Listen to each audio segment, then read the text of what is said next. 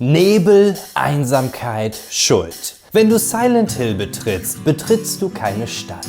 Du betrittst den menschlichen Geist. Silent Hill 2 ist mehr als nur ein Spiel. Es ist ein psychologisches Meisterwerk, das den Horror nicht in Monstern, sondern in uns selbst platziert. Die Entstehung dieses Klassikers war ein Chaos aus Perfektionismus, Wahnsinn und künstlerischer Vision. Geboren aus dem Willen, Angst fühlbar zu machen. In dieser Dokumentation tauchen wir tief in die Entstehungsgeschichte eines Spiels ein, das Videospiele für immer verändert hat. Willkommen in Silent Hill. Silent Hill wird 1999 zum Überraschungshit. Ein Erfolg, mit dem niemand rechnet. Das Team ist sogar derart überrascht, dass sie nicht auf den Nachfolger vorbereitet sind, nach dem augenblicklich alle Welt schreit. Es gibt kein Konzept und keinen Director, denn Keiichiro Toyama, der Creator von Silent Hill, verlässt das Projekt und Konami, um für Sony die Siren-Marke zu entwickeln. Er ist aber eben nicht nur der Creator des Spiels, sondern auch der Urheber der Geschichte, der Spielwelt, der Umgebungen und trug einen Großteil der Atmosphäre bei. Noch auf der Suche nach einem geeigneten Nachfolger, der die großen Schuhe füllen kann, beginnt die Arbeit an Silent Hill 2 im September 1999 mit 4 Mitarbeitern des Originalteams. Game Director Akihiro Imamura, Art Director Masashi Tsuboyama, Autor Hiroyuki Owaku und Komponist Akira Yamaoka. Doch mit dem Ausarbeiten ihrer Pläne und Ideen wächst auch zwangsläufig das Team. Man übernimmt einen Großteil, wenn auch nicht das gesamte Silent Hill 1 Team. Und Konami engagiert völlig neue Rollen wie einen Drama Director und zusätzliche Fachleute für Charakterbewegung. Aus den 4 Leuten zu Beginn der Planungsphase werden 50 bis 60 Mitarbeiter. Silent Hill 1 erforderte lediglich 15. Akihiro Imamura realisiert, dass sie jemanden brauchen, der all diese Menschen koordiniert und übernimmt kurzerhand die Produzentenrolle. Sein ursprünglicher Job als Game Director ist damit wieder frei und Masashi Tsuboyama springt ein, der Background Designer des Vorgängers. Die Planungsphase von Silent Hill 2 ist ein geordnetes Chaos. Jeder im Team darf Ideen, Dialoge und Szenarien einwerfen und der Szenarienautor Owaku ist dafür zuständig, alles in eine schlüssige Geschichte zu verschmelzen, bevor anschließend im Team erneut daran gefeilt wird für eine finale Version. Durch die Vielzahl an Ideen und involvierten Parteien wird es aber schwer, einen gemeinsamen Nenner zu finden und alle zufriedenzustellen. Kritische Einwände und Änderungsvorschläge sind an der Tagesordnung, sodass die Hauptgeschichte zumindest zweimal über den Haufen geworfen wird. In einer der ersten Entwürfe orientiert man sich stark an der Geschichte des Londoner Serienkillers Jack the Ripper. Überbleibsel aus dieser Phase sind einige Namen. 2 der Ripper-Opfer heißen Mary und Protagonist James soll ursprünglich mit 2 Persönlichkeiten zu kämpfen haben. Eine davon mit dem Namen Joseph, einem Tatverdächtigen im Ripper-Fall.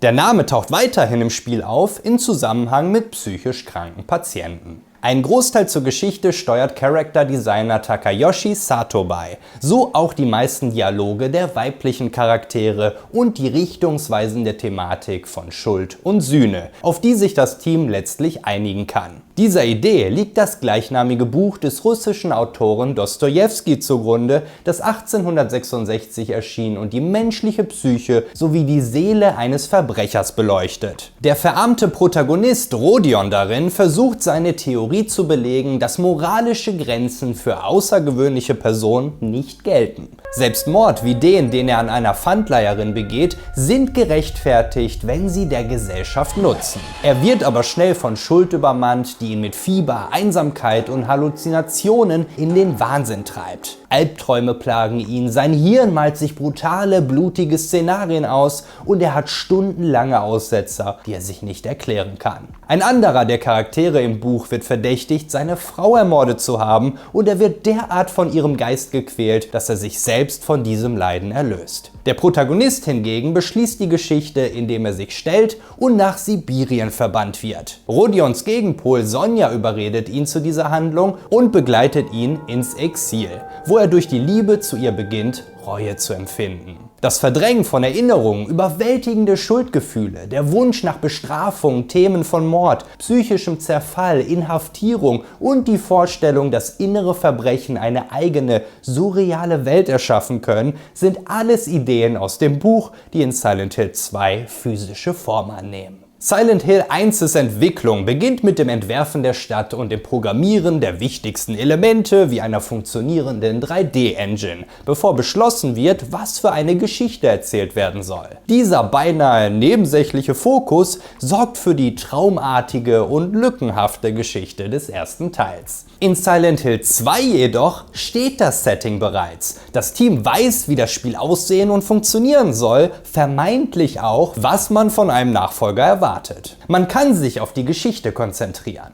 Silent Hill 2 soll tiefgründiger werden, es soll düsterer werden und vor allem eine drastisch psychologischere Richtung einschlagen. Hierfür orientiert man sich intensiv an Filmen. Wie werden sie erzählt? Wie bauen sie Spannung auf? Ein Ansatz, der im fertigen Spiel deutlich zu spüren ist, aber auch zu technischen Komplikationen führt. So funktionieren nicht alle cineastischen Kamerawinkel im Umfeld eines Videospiels, wohingegen typische Videospielperspektiven nicht kinoreif genug sind. Die Balance zwischen beidem zu halten, wird ein Drahtseilakt. Filmvorbilder sind Blue Velvet, Lost Highway, Clockwork Orange, Full Metal Jacket und in Ansätzen auch die Werke von Alejandro Jodorowsky sowie Chris Cunningham. Lost Highway von David Lynch zeigt dabei signifikante Parallelen zu der Geschichte des Spiels auf. Protagonist Fred Madison hat sein Gedächtnis verloren und sieht sich mit einer toten Ehefrau konfrontiert. Eine Videoaufnahme, wie er sich über seine tote Frau beugt, soll die Wahrheit verbergen. Fred hat auch mit einer gespaltenen Persönlichkeit zu kämpfen, die laut Art Director Masahiro Ito die Idee für das Maria-Mary-Doppelspiel begründet. Eine Wahrheit, die auch in der ersten vollwertigen Szene verborgen bleiben soll,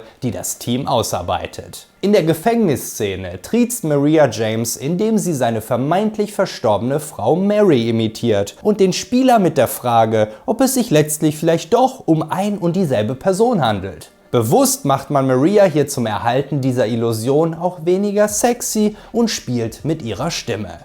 I'm not your Mary. So, you're Maria? I am. If you want me to be. Eine buchstäblich tragende Szene, die den Fokus von einer nebligen Stadt auf eine Beziehung verschiebt und den Ton von allem definieren wird, was danach entsteht. Wahnsinn und Liebe sollen fortan Hand in Hand gehen. Ein Ton, der manchmal so düster wird, dass das Team sich wieder davon distanziert. Aus Angst davor, zensiert zu werden oder eine Grenze zu überschreiten. Marys Tod beispielsweise wird ursprünglich mit sehr deutlichen, verstörenden Tonspuren untermalt. Und in Gameplay-Konzepten wird das Abtrennen von Gliedmaßen und Köpfen bei Gegnern skizziert. Doch nicht sämtliche entfernte Inhalte sind beabsichtigt, als eine Festplatte den Geist aufgibt und 18 GB an Daten verloren gehen. Wie eine deutlich längere Audiospur von Eddies Kotzen.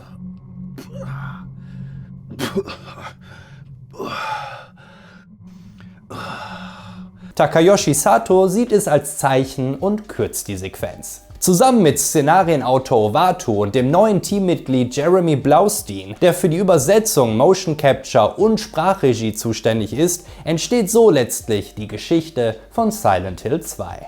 Die Stadt Silent Hill ist gepflastert mit Geheimnissen und subtilen Anspielungen, die Interpretationen und Diskussionen ermöglichen, die sich länger erstrecken können als die Dauer eines Spieldurchlaufs. Wie die Bedeutung der Puppe, die für James eine Taschenlampe bereithält und dabei Marys Outfit trägt. Oder der tote Körper vor dem eingeschalteten Fernseher, der bei genauem Hinsehen das identische Charaktermodell von James aufweist. Dasselbe trifft auf die Modelle von Mary und Maria zu, deren Schädelstruktur Takayoshi Sato lediglich geringfügig anpasst, um eine geradezu unangenehme Differenzierung wahrnehmen zu können. Während der Arbeit an der Geschichte sammelt man auch Ideen für die unterschiedlichen Enden, die Silent Hill 1 bereits etabliert hat. In Leaf trifft James nach dem Bosskampf gegen Maria ein letztes Mal auf Mary und gesteht ihr und sich selbst ein, dass er ihr die Schuld für das Leben gibt, das er aufgrund ihrer Krankheit führen musste. Mary sieht das zwar nicht als Grund dafür, dass James sie umgebracht hat,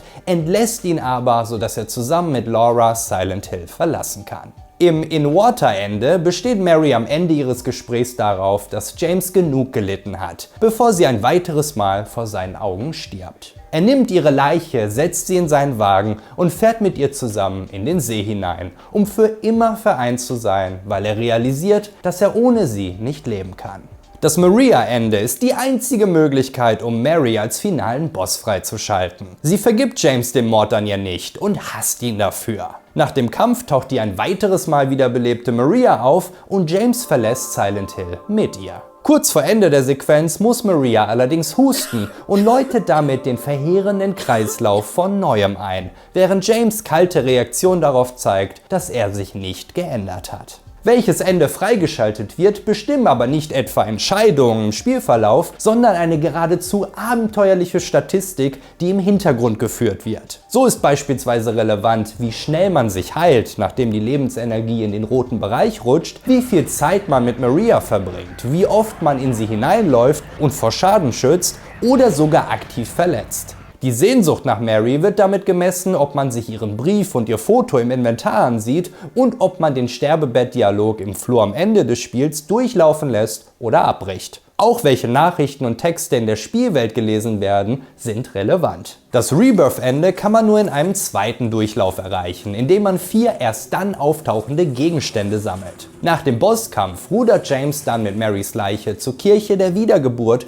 auf einer Insel im See, wo er seine Frau mit Hilfe der alten Götter von Silent Hill wiederbeleben möchte. Wie auch im Vorgänger hält Silent Hill 2 ebenfalls ein UFO-Ende bereit, in dem James von Aliens entführt wird. Auch hierfür muss man einen zweiten Durchlauf starten und das gefundene blaue Juwel an 3 bestimmten Stellen im Spiel einsetzen. Für ein weiteres, beabsichtigtes Scherzende stellt man einen Briefkasten für Vorschläge auf. Was ist der wahre Grund, warum Silent Hill so ist, wie es ist? Die Gewinnerantwort von Programmierer Kazumasa Ogiso lautet: ein Hund. Das Team lässt sich nicht von der liebgewonnenen Idee abbringen und muss den Synchronsprecher von James vehement überzeugen, dass es sich um japanischen Humor handle und entgegen dessen Annahme durchaus lustig sei. Ich stimme zu, Shiba Inus machen alles witziger. Außer den Haushalt, wenn man sich einen hält.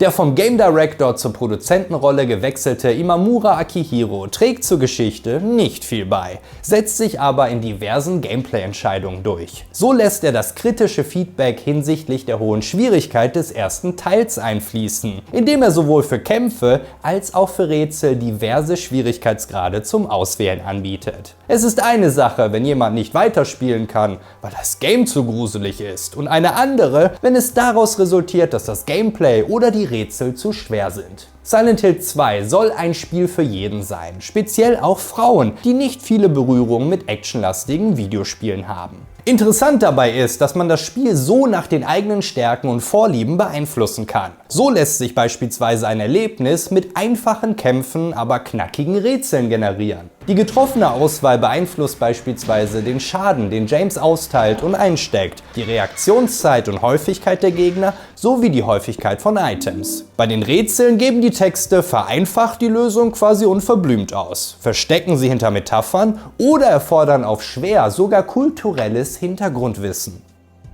Die PlayStation 2 ist Sonys nächster Meilenstein und soll, genauso wie ihr Vorgänger, Spieleentwicklern völlig neue Sphären des Möglichen bieten. Doch geht damit auch eine Komplexität einher, die viele Studios vor Probleme stellt. Durch ihre Abwärtskompatibilität und die Fähigkeit, DVDs abzuspielen, wird in kürzester Zeit eine potenzielle Spielerschaft aufgebaut, die nicht zu ignorieren ist und die PS2 zur erfolgreichsten Konsole aller Zeiten macht. Die Konkurrenten, die vorher und nachher erscheinen, können sich damit nicht messen, auch wenn es deutlich angenehmer und einfacher ist, Spiele für sie zu entwickeln. Den Studios bleibt keine Wahl, sie müssen sich fügen und lernen, mit dem Marktführer umzugehen. Ein Marktführer, der sich seiner Stellung scheinbar bewusst ist, denn während man die PS1 noch schmackhaft machte mit zahlreichen Konsolenbibliotheken und Inhalten, die die Softwareproduktion erleichterten, müssen Entwickler bei der PS2 auf derartige Hilfestellungen verzichten. So auch hat Takeda Norihito, der bei Konami damit beauftragt wird, die Game Engine, also das Grundgerüst von Silent Hill 2 zu entwickeln. Ein Prozess, der ihn 6 Monate kostet, in denen er vollkommen auf freie Tage verzichtet. Dabei ist nicht nur die neue Hardware die Herausforderung, sondern auch die Game Engine selbst, für die Norihito eigentlich gar nicht qualifiziert ist. Doch das ist niemand im Team. Limitierungen im Budget sorgen entsprechend dafür, dass eine ganze Reihe von Mitarbeitern zwangsbefördert werden und sich um neu entstehende Bereiche kümmern müssen, für die ihre Qualifikationen teamintern noch am ehesten ausreichen. Eine Aufgabe, die Norihito durch seinen Einsatz mit Bravour zu bewältigen vermag, sodass seine Engine auch noch für den dritten Teil Verwendung findet. Zwischen 2001 und 2004 reicht Konami in seinem Namen 8 Patente ein, die mit seiner Arbeit an Silent Hill in Verbindung stehen. Dabei geht es primär um die Darstellung von 3D-Umgebungen, die Lichtverhältnisse im Spiel, speziell im Zusammenhang mit einer mobilen Lichtquelle, sowie dem berühmten Nebel. Der wurde in Silent Hill dafür genutzt, um technische Limitierungen der Hardware zu kaschieren. Um die große Anzahl an detaillierten 3D-Umgebungen zu verstecken, die nicht gleichzeitig angezeigt werden können und die auch nur zur Hälfte gebaut sind, nutzt man flache, halbtransparente Texturen, die man zwischen Kamera und besagte Umgebung legt. Gewissermaßen Schichten aus dünnem Stoff vor der Linse, die gelegentlich verschoben werden, um Bewegung zu simulieren. Eine Einschränkung, die auf der leistungsstärkeren PS2 nun nicht mehr nötig ist, allerdings einen derartigen Kultstatus erreicht hat, dass man unmöglich auf sie verzichten kann. Anstelle von flachen Bildtexturen nutzt man die neuen Möglichkeiten, um ein realistischeres Nebelgefühl zu erzeugen, und zwar durch volumetrisches Rendern. Wie der Name schon sagt, ist der Nebel nun nicht mehr eine zweidimensionale Illusion, sondern hat Volumen, existiert tatsächlich im Raum und reagiert auf die Elemente darin. Licht zum Beispiel von einer Straßenlaterne erhellt den Nebel, anstatt durch ihn hindurch zu scheinen. Auch die Spielfigur hat Einfluss auf seine Bewegung und die Nebeldichte variiert unter zahlreichen Faktoren, zum Beispiel auch der Perspektive. Partikeleffekte tun ihr Übriges und lassen den Nebel noch echter wirken, vor allem wenn seine Bewegungen sich mit der Windrichtung ändern. Doch auch andere Programmierer sind für wichtige Patente verantwortlich. Yuki Mizuochi entwirft beispielsweise die Technik, die James trotz wechselnder Kameraperspektiven stets in die gewünschte Richtung gehen lässt, und den sehr hilfreichen Umstand, dass er den Kopf nach Gegnern und vor allem Items in der Umgebung dreht. Konami-Veteran-Mitarbeiter Yukinori Ojima indessen ist für die Kollisionsabfrage zuständig. Sprich, was passiert, wenn James in Wände oder Gegner hineinläuft. Ein Punkt, der in Silent Hill 1 häufig kritisiert wurde, weshalb man nun einen dedizierten Programmierer dafür abstellt. Fans entdecken beim Durchforsten des Spielcodes weitere, letztlich nicht genutzte oder lediglich während der Entwicklung verwendete Funktionen wie eine Minimap oder die Möglichkeit, jederzeit zu speichern. Auch im Debug-Modus der PC-Version werden spannende Geheimnisse aufgedeckt, wie die räumlichen Auslöser für zum Beispiel das Spawnen von Monstern oder bestimmte Soundeffekte. Der technische Fortschritt einer neuen Generation sorgte aber auch für stilistische Probleme. Die nun mögliche, klare, knackige Grafik steht im starken Kontrast zu dem Look von Silent Hill, der mit für seinen Erfolg verantwortlich und unauslöschbar mit der Marke verbunden ist. Also entwickelt das Team einen Rauschfilter, um die Kanten der Polygone abzuschwächen und so nicht nur das Spielgefühl des Vorgängers zu imitieren, sondern auch einen ikonischen, cineastischen Look zu erzeugen. Doch Fans des Originals müssen sich auch auf Überraschungen einstellen, denn 2001 präsentiert eine völlig neue Stadt Silent Hill, die von Grund auf neu entworfen und errichtet wird. 10 Designer arbeiten an der Stadt, die größer wirken soll, als sie tatsächlich ist, während 11 weitere, entgegen dem Arbeitsprozess beim Vorgänger, ausschließlich für das Entwerfen der Innenräume zuständig sind. Und hier wird ein besonderer Fokus auf die Texturen gelegt, die den Räumen und Fluren eine bizarre Mischung aus Ekel und Charme verleihen, die gleichzeitig abstoßend und irgendwie auch anziehend sein soll mit ihrer Aura des Mysteriösen. Trotz ihrem Fokus auf die Geschichte entschließt man sich, die Spielwelt aufzufrischen. Primär, weil einige Mitglieder des Teams durch Reisen neue Eindrücke von Amerika gewinnen. 4 von ihnen leben zu der Zeit sogar in den Staaten, darunter auch Takayoshi Sato. Hier entsteht die Inspiration für viele Orte und Texturen im Spiel. So auch eine heruntergekommene öffentliche Toilette, die sich gleich in der Anfangssequenz von Silent Hill 2 wiederfindet. Dieser von Masashi Tsuboyama entworfene Raum wird zur Designbibel für die restliche Gestaltung. Tritt man hinaus und blickt auf den See, sieht man übrigens Derwent Water, einen realen See in England. Ebenso wie man die San Pedro Kirche in Avia als Vorlage für das Gebäude im Rebirth-Ende nutzt. Auch in San Bruno, unweit der amerikanischen Konami-Büros, sammeln die Japaner eine Menge Inspiration, die vor allem in frühen Entwürfen der digitalen Stadt noch sehr offensichtlich sind. Doch die Stadt muss auch aus einem anderen Grund angepasst werden: Isolation. Die abgelegene Kleinstadt soll sich echt anfühlen, wie auch im richtigen Leben mit verlassenen und vergessenen Gebäuden, vor allem aber menschenleer. Der Spieler muss sich alleine und gefangen fühlen, und das passiert nicht nur durch Blockaden oder eingestürzte Straßen, sondern auch durch geradezu unnötig lang erscheinende Strecken, die man auf Straßen, in Gassen oder auch auf dem See zurücklegen muss. Man soll so lange laufen, dass es keine Option ist, zurückzugehen.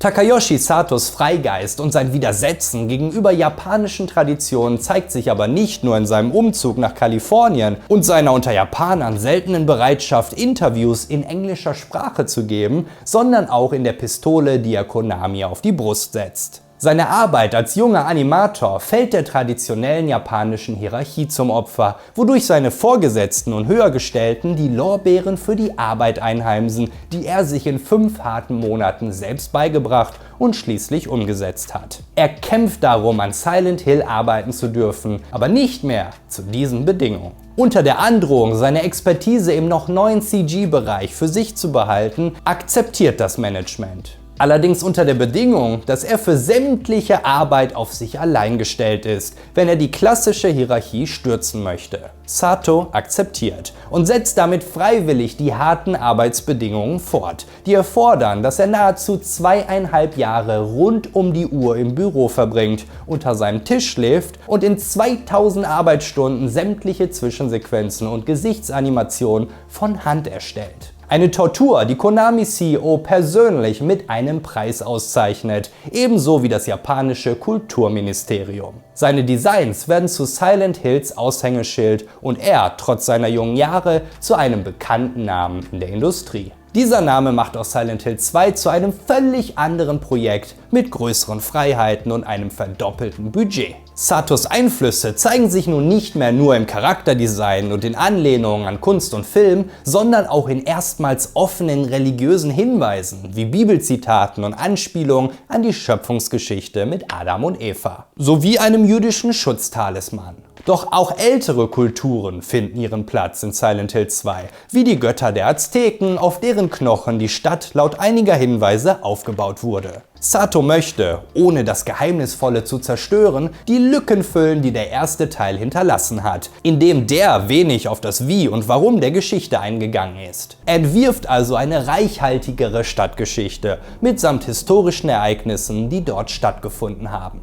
Doch seine Hauptaufgabe bleibt das Character Design und dafür stellt man ihm ein Team aus 3 Künstlern und einem Techniker zur Verfügung, das er in sein eigenes Studio Sato Works in Kalifornien integrieren darf, wo er ab Dezember 1999 lebt. Der Umzug kommt zustande, weil Sato nach dem ersten Teil nicht das Gefühl hat, Amerikaner darin authentisch dargestellt zu haben, weshalb seine Zeit in den Staaten zur Forschungsreise wird. Kein Wunder also, dass man auch Einflüsse von Prominenten wiedererkennt, wie Marias Outfit, das Christina Aguilera nahezu 1:1 bei den Teen Choice Awards 1999 trägt. Laura und Marie hingegen sind angelehnt an Charaktere aus Con Air und James Jacke ist eine Kopie aus Jacob's Ladder. Selbst Sandra Bullock findet ihren Platz im Spiel, da Angela an ihren gleichnamigen Charakter aus Das Netz erinnert. Dass ihr Name im Spanischen Engel bedeutet, ist ein zusätzliches Plus auf Satos Bingo-Karte. Um nun herauszufinden, welche Möglichkeiten sie auf der neuen Hardware haben, reproduziert das Team die Zwischensequenz mit Sybil Bennett aus dem Vorgänger in ihrer neuen Engine und arbeitet von da aus vorwärts. Gerade bei den Charakterdarstellungen eröffnen sich neue Möglichkeiten und speziell Sato will das vollumfänglich ausnutzen. Sein Ziel sind echt wirkende Menschen, die nicht die glatte Perfektion von Final Fantasy Charakteren mitbringen, sondern Fehler und Unvollkommenheiten haben dürfen,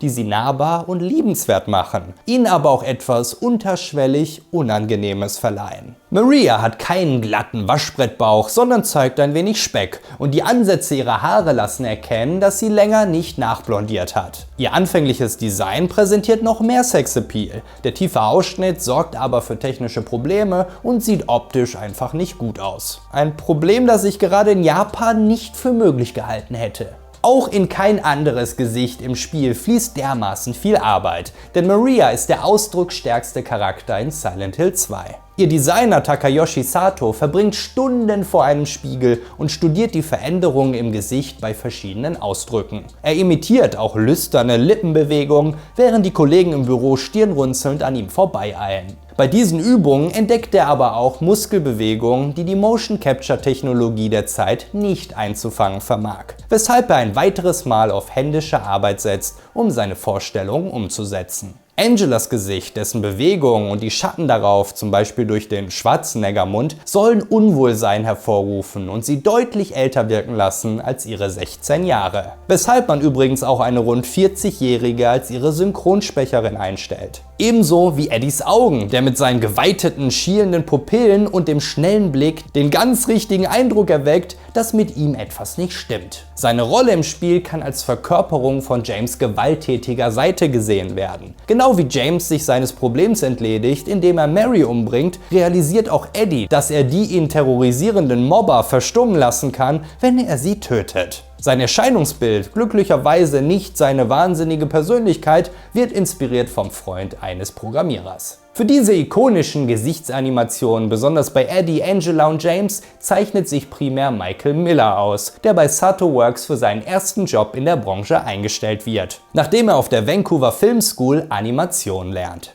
Doch noch mehr Unwohlsein als die Gesichtsausdrücke der Menschen soll das Design der Monster auslösen. Hierfür stellt man Masahiro Ito, der bereits an den Monstern für den Vorgänger arbeitete, als Art Director für Teil 2 ein und unterstellt ihm 28 Mitarbeiter. Doch die dürfen die Monster nicht anrühren. Die Albtraumkreaturen von Silent Hill sind Itos Domäne und jedes Design, jede Bewegung stammt aus seiner Feder. Denn er möchte sein persönliches Ziel erreichen und die Kreaturen aus Silent Hill 1, jene Mutantenkäfer, Dinosaurier und entstellte Menschen, übertreffen.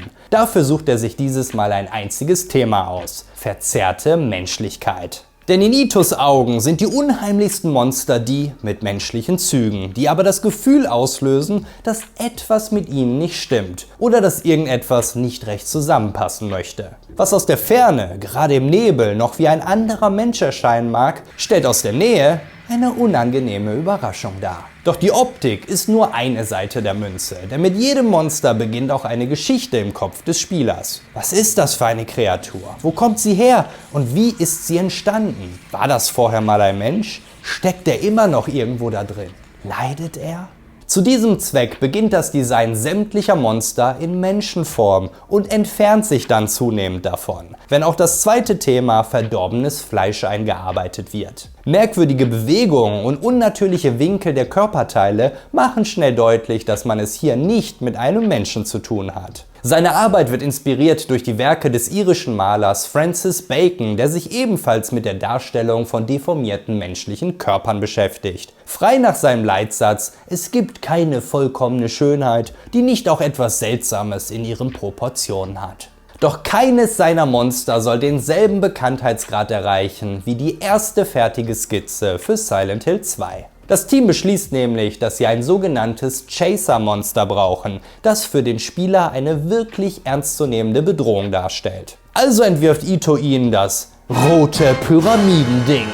Das Design beginnt mit einem verhüllten Gesicht, womit er einer Vorliebe folgt, die er an der Kunstschule entwickelt hat. Der erste Entwurf ist ein muskulöser Mann mit einem Sack auf dem Kopf, doch die Silhouette erscheint ihm zu simpel, weshalb er sich mehr in die Extremen lehnt. So entwickelt sich eine Kreatur in schmutzigen weißen Handschuhen mit einem Metzgerkittel und einem riesigen eisernen und dreieckigen Helm, inspiriert von dem deutschen Tigerpanzer und einem Entwurf aus seinen Schultagen. Die scharfen Winkel des Helms suggerieren unterbewusst Gefahr und Schmerzen. Ein einfacher Mann und ein dreieckiger Helm bilden also das perfekte Monster und machen Pyramid Head zu einer der ikonischsten Videospielfiguren aller Zeiten. Das mag in erster Linie daran liegen, dass gerade das Gesicht und die Augen einer Person ihre Menschlichkeit verleihen und wir bei Pyramid Head genau auf die verzichten müssen. Zurückgehend zu den filmischen Einflüssen müssen wir noch einmal Blue Velvet erwähnen, den kontroversen 1986er Thriller von David Lynch, in dem Sexualität auf geradezu unangenehme Weise mit Brutalität vermischt wird. Doch darüber hinausgehend fließt auch eine Menge Psychologie in die Handlung mit der Implementierung einer toxischen Beziehung,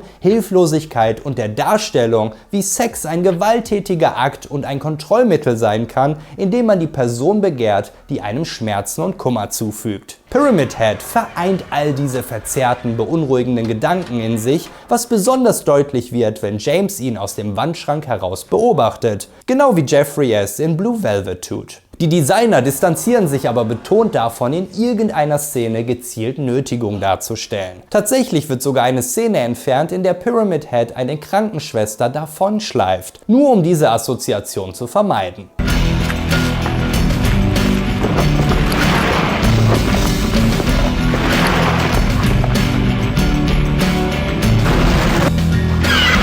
Aus ähnlichen Gründen wird das verbotene Poster aus öffentlichen Läden in Japan entfernt, allerdings trotzdem noch als geheimer Vorstellerbonus beigefügt. Das Ende dieser Sequenz, wenn Pyramid Head vor James' Schrank steht, ist wiederum eine Hommage an Jacob's Ladder, in dem es darum geht, wie der Geist schreckliche Dinge erfinden kann, um schmerzhafte Realitäten zu verschleiern. Die unnatürlich lange Zunge und das einfache Verbiegen des massiven Metallhelms sollen deutlich machen, dass sich die Szene lediglich in James' Kopf abspielt. Ursprünglich war sogar geplant, das Monster in verschiedenen Variationen in James' Träumen auftauchen zu lassen. Aber eine ganze Reihe von Pyramid Head Ideen konnten ohnehin nicht implementiert werden. Wie auch das zufällige, ungeskriptete Auftauchen des Monsters. Auch die Ventile an seinem Helm sollten einen Nutzen haben, womöglich für einen Bosskampf, den es aber nie geben sollte. Spannend ist auch der Umstand, dass Pyramid Heads Waffe sich in den Speer verwandeln soll, sobald James das entsprechende Gemälde betrachtet. Implizierend, dass James' Gedanken das Erscheinungsbild des Monsters beeinflussen und eine Kreation seiner Psyche ist. Dummerweise entpuppt sich das Schwert als zu groß für den engen Flur im Krankenhaus, durch den es James und Maria jagt, weshalb man bereits eher auf den Speer ausweichen muss. Eine körperliche Verbindung scheint es aber auf jeden Fall zu geben, und zwar zwischen Pyramid Head und James. Sieht man beim mächtigen Schwert des Monsters nämlich genau hin, entdeckt man, dass es als Teil einer überdimensionalen Schere entworfen wurde. Eine Schere,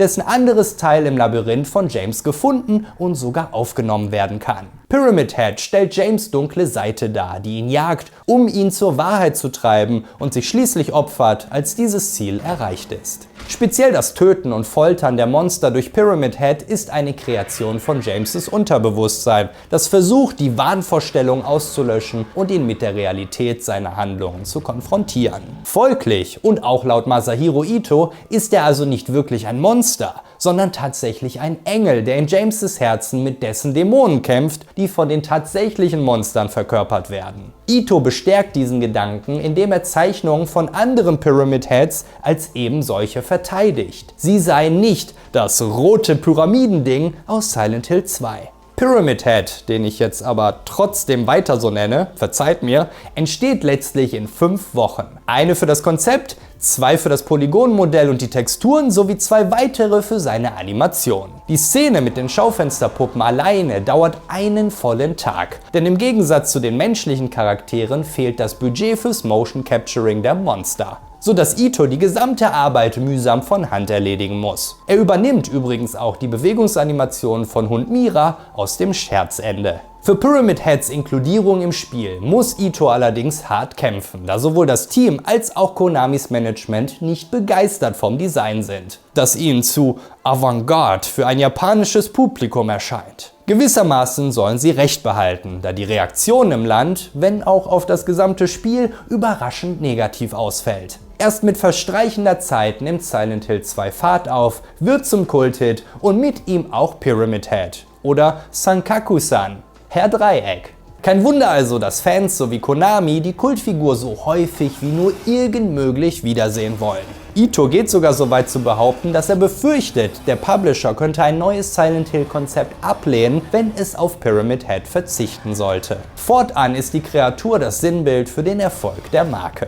9 Monster werden von Ito entworfen, alle in enger Verbindung zu James und seiner Reise durch Silent Hill. Sie werden repräsentiert durch die 9 roten Speicherzettel gegen Ende des Spiels. Flashlipp, das kastenförmige Monster mit seinem grotesken Mund, steht für eine späte Phase von James und Marys Beziehung und wurde inspiriert vom japanischen Künstler Noguchi Isamu sowie einer Szene aus Jacob's Ladder. Der Mund ist ein wiederkehrendes Thema im Spiel, weil er Marys Wut und innere Unruhe symbolisiert. Bis zu Flashlipps Auftauchen hat so auch keine der Kreaturen einen Mund, danach aber jedes der neu vorgestellten Monster. Die Lying Figure stellt in ihren Bewegungen einen schmerzerfüllten Patienten dar, auch wenn die Animation von einem Mitarbeiter inspiriert ist, der mit den Händen in den Taschen, seinem Hoodie und den Walkman-Kopfhörern im Ohr lässig wippend durchs Büro ging. Ebenfalls in den Bewegungsrhythmus spielen die Laufmuster von Besoffenen und Kleinkindern rein. Das Lying im Namen spielt auf Mary an, die von ihrer Krankheit gebeutelt auf dem Bett liegt. Und das Design soll an einen Leichensack erinnern und somit auch ihren Tod repräsentieren. Das Gift, das sie auf James spucken, steht für die Beleidigungen, die sie ihrem Mann an den Kopf wirft. Der Mandarin, eine Kreatur, die sich mit ihren knolligen Mündern von unten an den Gitterböden von Silent Hill entlang hangelt, repräsentiert Wut und James' Wunsch, einfach zu flüchten, weshalb ihnen auch verwehrt bleibt, oberhalb des Bodens zu stehen. Der abstrakte Daddy, eine Fusion aus 2 innig verschlungenen Kreaturen auf einem bettartigen Objekt, wird zwar von Angela als ihr Vater interpretiert, der sie, ebenso wie ihr Bruder, missbraucht hat, ist laut Ito aber eine Ausgeburt von James' Geist, die Marys Bettruhe symbolisiert. Angela wird dadurch aber zu einem der spannendsten Charaktere im Spiel, weil Hinweise nahelegen, dass sie ihren Vater ermordet hat und in Reaktion darauf ein ähnliches psychologisches Drama durchlebt wie James. Die Mannequins erinnern unverwechselbar an den deutschen Künstler Hans Bellmer und seine Arbeit Die Spiele der Puppe aus den 1930er Jahren. Masahiro Ito streitet aber ab und bedauert, die Bilder zu Entwicklungszeiten noch nicht gekannt zu haben, nennt stattdessen japanische Folklore als Inspiration, speziell 2 Yokais mit ungewöhnlich langen Armen und Beinen. Die langen Schaufensterpuppenbeine symbolisieren James' Sexualität und seine Erinnerungen an den Krankenhausaufenthalt seiner Frau, weshalb auch Schläuche an den Bäuchen zu sehen sind. Ihr abstraktes Erscheinungsbild resultiert aus James' Verdrängung. Er möchte sich nicht daran erinnern, wen sie darstellen und im Umkehrschluss, was er seiner Frau angetan hat. Die Kreaturen tragen an jedem ihrer Beine Stützen, die den Orthesen ähneln, die Mary während ihrer Krankheit zum Gehen benötigte. Die Mannequins sollten ursprünglich auch nur für die Folterszene genutzt werden und wurden erst später als Gegner entworfen. Die Krankenschwestern sind entgegen der Version aus dem Vorgänger nicht von Parasiten befallen, sondern monsterhafte Menschen mit entstellten Gesichtern, die teilweise ein Baby erkennen lassen. Eine Repräsentation des Kindes, das James und Mary nie hatten. Die vibrierenden Kopfbewegungen stehen für Marys inneren Kampf. Spät im Produktionsprozess ergänzt man die Variationen bei den Schwestern, die lange Eisennägel in ihre Schädel geschlagen haben oder etwas Rotes auf ihrem Gesicht tragen, das an das rote Papier erinnern soll, mit dem die Schwestern in Verbindung stehen. Ito betont besonders, dass die Schwestern und Mary eine identische Körpergröße haben und legt damit eine weitere enge Verbindung zwischen den Figuren dar. Auch sie sind von anzüglicher Natur mit ihren kurzen Röcken und tiefen Ausschnitten. Untermauert wird dieses Designthema von Sigmund Freuds psychoanalytischen Theorien, die Hiroyuki Owaku und Takayoshi Sato bei der Geschichte inspiriert haben und die besagt, dass sexuelle Triebe starke Wurzeln im Unterbewusstsein haben und eine primäre Triebkraft für menschliches Denken, Verhalten und Entwicklung sind. Denn um Menschen in ihrem Tiefsten zu erschüttern, ist es unvermeidlich, ihre Motivation und Antriebe im Leben zu verstehen. Worüber denken sie jeden Tag nach? Was bereitet ihnen regelmäßig Sorgen? Durch diese Fragestellung entsteht die Verbindung der Themen Tod und Sexualität, die sich immer und immer wieder in verschiedenen Situationen zeigt. Nicht zuletzt in Marias Verhalten, das von Eiseskälte blitzschnell zu lüsterner Sinnlichkeit wechseln kann. Don't you want to touch me? I don't know. Come and get me. I can't do anything through these bars.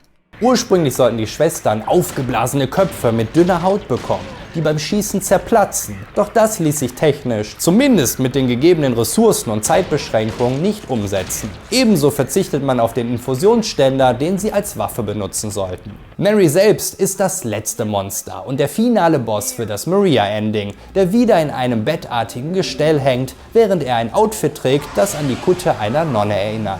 Angelehnt an die gezwungene Enthaltsamkeit des Paares während der Krankheit. Diese ans Bett gefesselte Form vereint ihre überwältigenden Gefühle von Wut, Trauer, Schmerz, Einsamkeit, Hilflosigkeit, Verleumdung und einer tiefen Abneigung gegenüber ihrem eigenen von der Krankheit entstellten Körper. Mit dem ihr zur Verfügung stehenden Tentakel kann sie James erwürgen, ähnlich wie der sie erstickt hat. Die lästigen Creeper-Käfer gehören nicht zur neunfaltigen Auswahl und dienen lediglich als Anspielung auf Silent Hill 1. Ebenso wie das Stahlrohr übrigens, das von den Krankenschwestern geschwungen wird. Aufmerksame Zuschauer werden vielleicht mitgezählt haben und erkennen ganz richtig, dass uns entsprechend noch eine Kreatur fehlt.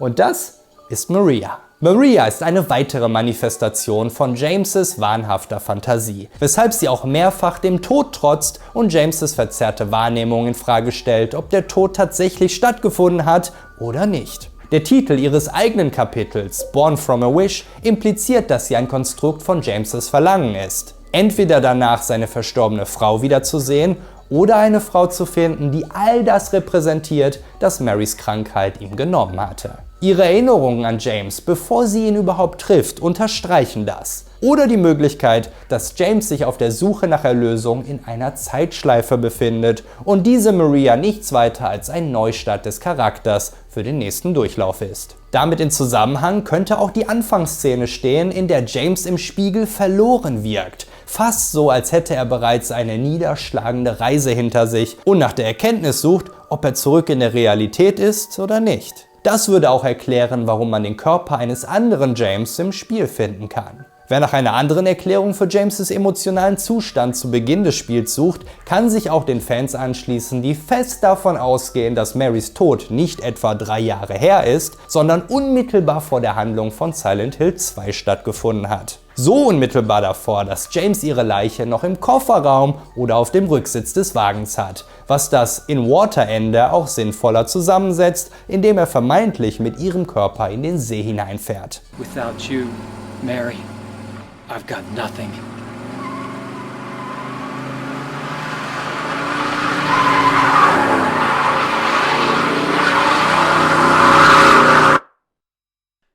Now we can be together. Sollte die Leiche tatsächlich dort liegen, kann sich Laura im Leaf-Ende auf eine übel riechende Überraschung einstellen. Eine Theorie ist auch, dass Silent Hill die Treue zu seiner Ehefrau auf die Probe stellt, die er in einem der Enden nicht besteht. James, do you really think I could ever forgive you for what you did? Leider alles Kreaturen, die über die Jahre im Schatten von Pyramid Head untergehen. Ebenso wie sämtliche andere Designs und Kunstwerke, die Ito zeichnet. Die meiste Zeit über wird er auch heute nur noch auf Pyramid Head angesprochen und gewissermaßen auf dieses 25 Jahre zurückliegende Design reduziert. Eine Frustration, der er 2022 Luft macht, als er tweetet: Ich wünschte, ich hätte Pyramid Head nie entworfen. Jeremy Blaustein arbeitet bereits während seines Auslandaufenthalts für Konami in Japan und übersetzt dort Titel und Menütexte. Nach seiner Rückkehr in die Staaten beginnt er als freiberuflicher Übersetzer zu arbeiten und findet auch dort wieder bei Konami Arbeit, die ihn beispielsweise für Metal Gear Solid engagieren. Ein kompliziertes Skript voller Fachwörter, dessen Übersetzung ihn ein halbes Jahr kostet, indem er vor hilfreichen Tools im Internet auf entsprechende japanische Kanji-Lexika zum Fachthema ausweichen muss. Nach weiteren Projekten für den Publisher landet er so schließlich auch im Team von Silent Hill 2, wo er eine deutlich aktivere Rolle einnimmt. Neben dem stumpfen Übersetzen von Text soll er auch beraten. Seine japanischen Kollegen wollen verstehen, was Amerikanern Angst macht und was zu weit gehen würde. Er nimmt an Brainstorming-Prozessen teil und ist im ständigen Austausch mit Szenarienautor Hiroyuki Owaku. Er ist es, der sich den Namen Sunderland als Platzhalter ausdenkt, aufgrund seiner Bedeutung geteiltes Land. Orozco ist der Name eines Baseballspielers der New York Mets und Dombrowski ist der Name eines alten Bekannten, den er nicht ausstehen kann. Seinen erreichten Stand in der Branche und speziell in diesem Projekt nutzt er, um mit einigen Kollegen das Unternehmen Wordbox zu gründen, das fürs Casten sämtlicher Synchronsprecher von Silent Hill 2 zuständig ist. Darsteller aus ganz Tokio werden eingeladen und 2 Männer bringen ihre Töchter für die Rolle der Laura zum Casting. Einer ist der in New York geborene Geschäftsmann Guy Seehey, der andere ein bereits seit den 80ern aktiver Synchronsprecher namens David Schaffler. Beide ergreifen die Chance vor Ort und bewerben sich selbst für Rollen, was Seehey die Stimme von James Sunderland und Schaffler die von Eddie werden lässt. Letzterer überzeugt durch seine Würgelaute, die er aufgrund von Lebensmittelvergiftung während seiner Asienreisen üben konnte. Laura hingegen wird gemimt von der 10-jährigen Jacqueline Breckenridge, die mit ihrer Familie in Japan lebt und bereits TV-Erfahrung sammeln konnte. Sie hat viel Spaß bei der Arbeit, wahrscheinlich weil man die düsteren Elemente der Geschichte vor ihr verborgen hält. So auch, dass sie James mit einem tödlichen Monster in einem Raum einsperrt. Am schlimmsten findet sie, dass sie Eddie als erbärmlichen Fettsack beschimpfen muss und hofft, dass ihre Mutter das nicht herausfindet. Ha! You're just a gutless fatso. What'd you have to say that for?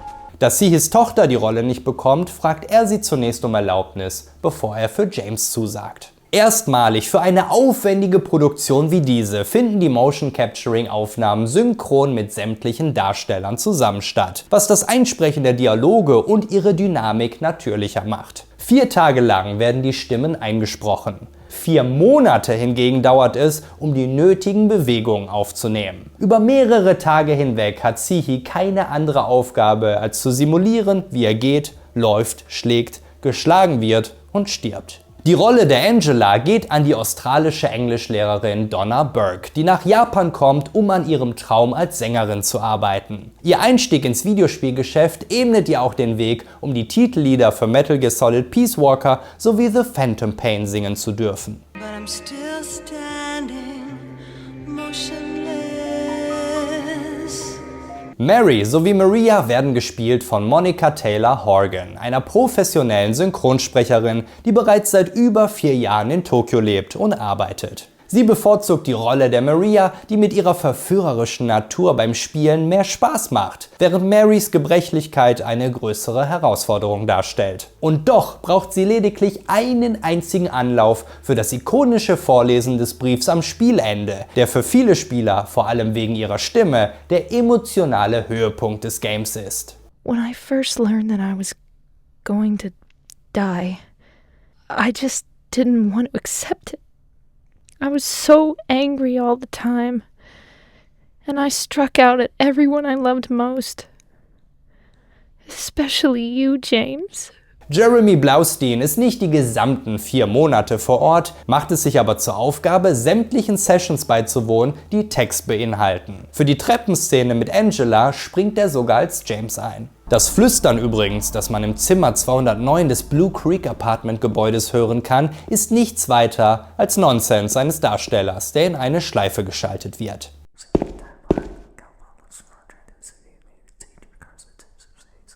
In Sachen Sound ist Silent Hill 2 auch in vielerlei Hinsicht besonders. Allen voran als Vorreiter von einem der wenigen Tools, die Sony-Entwicklern für ihre PS2 an die Hand gibt. Die S-Force 3D Sound Library, die eine dreidimensionale Geräuschkulisse ermöglicht, in der Sounds sich passend zu den gezeigten Bildern bewegen. Oder ungezeigten, wenn ein Monster sich aus einer bestimmten Richtung nähert.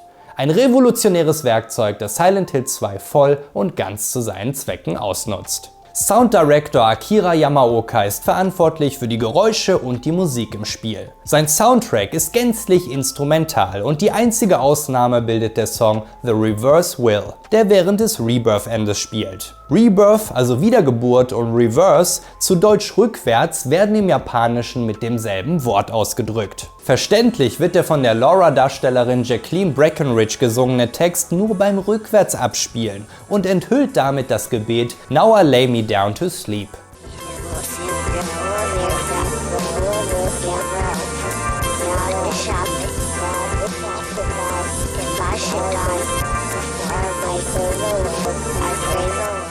Bei seiner Arbeit lässt er sich nicht, wie seine Kollegen, von Filmen inspirieren, sondern verlässt sich ganz auf seinen eigenen Stil. Für den Titelsong des Spiels Theme of Laura spielt er 3 Tage lang zu Hause auf seiner Gitarre herum. Das Ergebnis ist sein Lieblingsstück des gesamten Soundtracks. Doch es geht Yamaoka nicht um durchgängige Beschallung, denn wie er richtig erkennt, ist auch Stille ein Geräusch.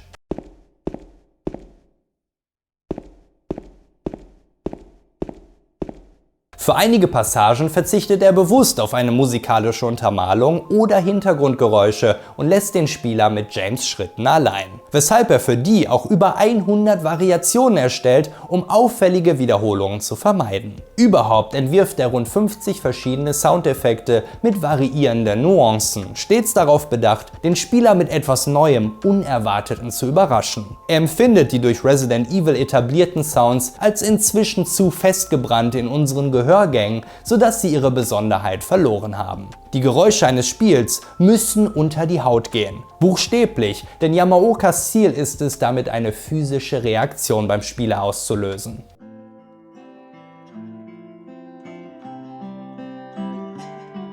I got a letter. The name on the envelope said Mary. My wife's name.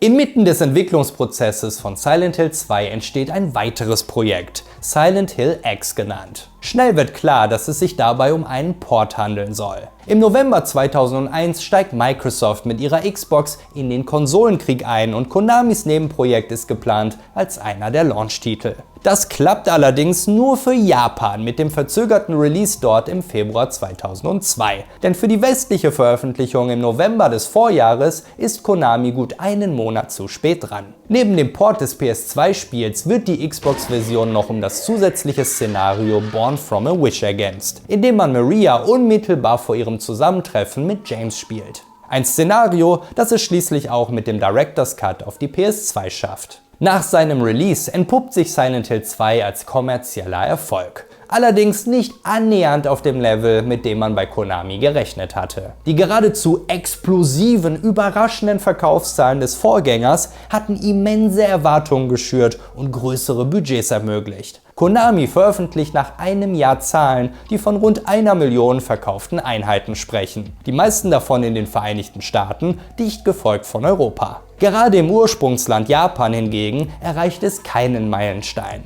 Das Team hatte ihre Arbeit und ihr Budget mit dem Versprechen gerechtfertigt, den Vorgänger zu übertreffen. Zumindest verkaufstechnisch müssen sie sich dahingehend allerdings eine Niederlage eingestehen. Gerade Japan erreicht nicht einmal die Hälfte der Verkaufszahlen des Vorgängers. Und wenn man den Diskussionen der japanischen Fans in Online-Foren Glauben schenken darf, liegt das daran, dass sie sich eine Fortsetzung gewünscht haben, keine Neuinterpretation. Ihnen gefiel das traumartige, lückenhafte Szenario des ersten Teils, das nahezu nichts erklärt und das Ende offen lässt. Wie es in japanischer Popkultur gerade im Horrorgenre absolut üblich ist. Der Wechsel vom Okkulten zum Künstlerischen kommt nicht gut an und die breite Spielerschaft hat den Punkt noch nicht erreicht, bei dem sie filmartige, kinoreife Videospiele zu schätzen weiß. Doch diese Wertschätzung entsteht mit der Zeit und Silent Hill ist der Startpunkt einer Horrorrevolution, die den Weg für andere Genrevertreter ebnet, die nicht nur gruseln und schockieren wollen, sondern auch packende Geschichten und künstlerische Ansätze präsentieren möchten.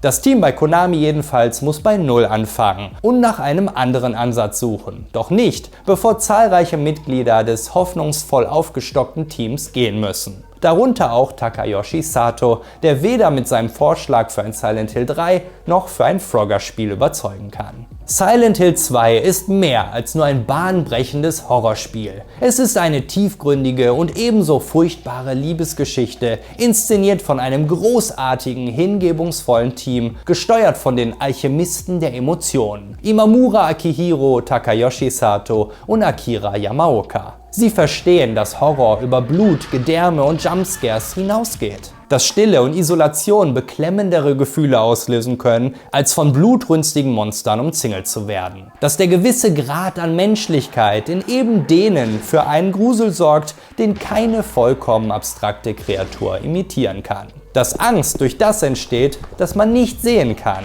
von dem man aber weiß, dass es da ist. James, you made me happy. Mich hingegen machen meine treuen Kanalmitglieder happy. Retrojäger Michael Robin, Pure German Entertainment, Mergu, Snake, Bibita, Iwa, Kaika, Waiko, Waikimi, Lord Pim Pim, Nick ist mein Nick und Dr. Tatwaffel. Danke, dass ihr diese Videos möglich macht. Das Video ist auch dieses Jahr wieder Teil der Halloween YouTube Show. Hier findest du die Playlist sämtlicher diesjähriger Teilnehmer und hier meine Doku über ein weiteres großes Konami-Spiel, Metal Gear Solid.